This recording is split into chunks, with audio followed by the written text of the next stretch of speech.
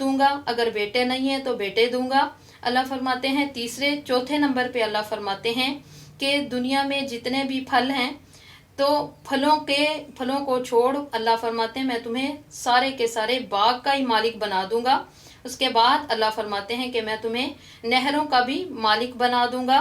दुनिया में तुम क्या कर लो, इस्तगफार तुम कर लो, इसके बदले ये सारे के सारे इनाम मैं तुम्हें दे दूंगा।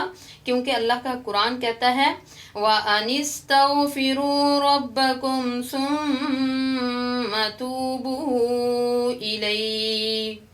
अल्लाह का कुरान कहता है कि तुम अपने रब से बख्शिश मांगो और उसी की तरफ तौबा करो। इमाम अहमद बिन हम्बल एक दफ़ा लेट हो गए, मस्जिद में गए और मस्जिद के इंतज़ाम करने वाले से कहा कि मुझे यहाँ पर कुछ देर के लिए बैठना है। तो उसने कहा कि हमारा निज़ाम ये नहीं है, यहाँ पर कोई नहीं सो सकता। दुनिया में हर तरह के निज़ाम होते हैं, लेकिन खैर ये बात हो रही थी। एक शख्स नान वाला वहाँ से गुजरा और गुजरने वाले ने कहा क्या बात हो रही है, इस शख्स को मेरा मेहमान बना दिया जाए। चुनाचे इमाम अहमद बिन हम्बल उस शख्स के मेहमान बने और उसने इमाम अहमद बिन हम्बल को चारपाई पे लेटाया और खुद आटा गूंदने लगा।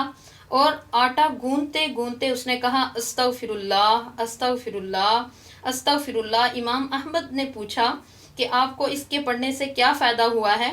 तो उस शख्स ने कहा मैं एक फ़कीर आदमी था, मेरे पास कुछ भी नहीं था, इसके पढ़ने से अल्लाह ताला ने मुझे इतना माल दिया, अब मैं संभाल ही नहीं सकता।